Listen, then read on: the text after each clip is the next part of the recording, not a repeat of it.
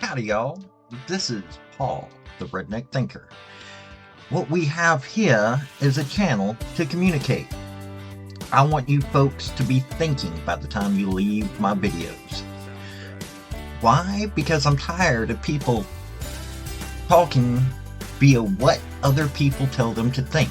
So, watch my video and enjoy the chance to think for yourself. So, we're going to review Their Backs Against the Sea, the Battle of Saipan and the Largest Bonsai Attack of World War II by Bill Sloan. Excellent researcher, excellent author, other than the fact that he calls Clifton Cates Clifford Cates. Got a problem with that, but Cates isn't a massive part of this book. He's part of my research project that I'm doing for a book. But this book is excellent. It talks about a battle that few people pay attention to. One of the important parts of this led to some bad feelings between the Army and the Marine Corps, because the commanding general of the 27th Army Division, Marines go into combat and do one thing. The Army goes into combat and does it a different way. Holland Smith had a problem with the way that Ralph Smith, no relation, was commanding and how he was fighting the battle on Saipan. Led to a major controversy, whatever, made some changes. So this book was important this battle was important for a couple of reasons. So let's get into it. Oh, and if you don't mind, like, subscribe, comment. And I've got a link tree down below that's got my social media. And it has my Patreon if you want to help out. Thank y'all. Okay, for those of you that don't know much about Saipan, it's in the Marshall Islands in the Pacific. It's next to Guam. And yes, we did take over Guam, but Saipan and Tinian, kind of the same battle, but two different islands, were important in planning so we could bomb the Japanese mainland or homeland, because they're islands, much easier. Matter of fact, this is where Enola Gay lifted off that dropped the nuclear bomb on Japan. The first one. This battle also a lot of sad things. They considered this as basically a home island in a lot of ways. The Japanese did. On top of the fact of that they had displaced a lot of the Comoras, who were the natives of the island, and were using it for agricultural purposes. What the Japanese did to civilians, their own civilians, is sickening.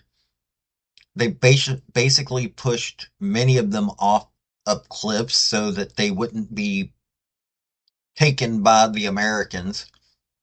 Also, this may be where Amelia Earhart was buried, and her navigator.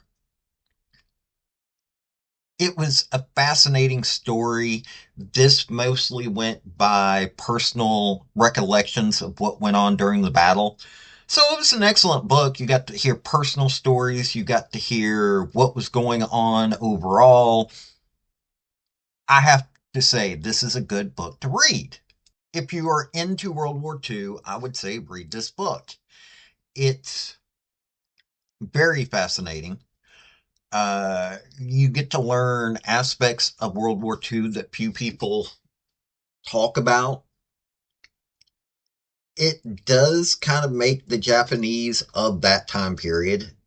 They're not the same folks as what's in Japan now. They've changed their culture. They've changed their way of thinking.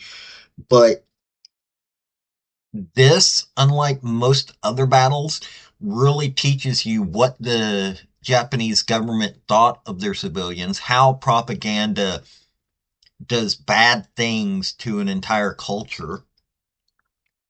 And you get to learn about one of the harder battles. You get to learn all kinds of things, that what it took for us to get onto that island and actually win.